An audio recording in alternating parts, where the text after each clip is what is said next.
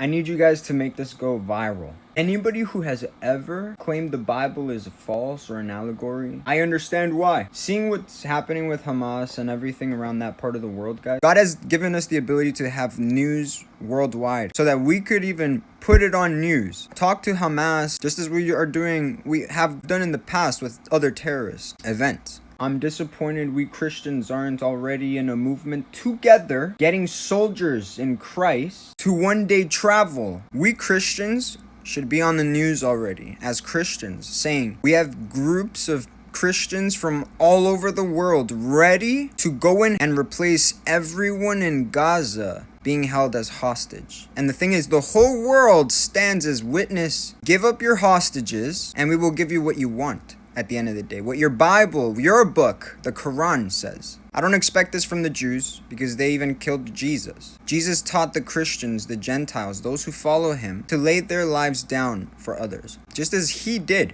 You giving yourself up as a Christian to Hamas in return for the life of another person who has not met Christ the way you have yet, or knows Christ the way you know Christ yet. This is what it is to be a Christian. And it doesn't necessarily mean death, but it's definitely not pleasant. It's not pleasant to the flesh, but that's the gospel. Give up your flesh and live for the Lord.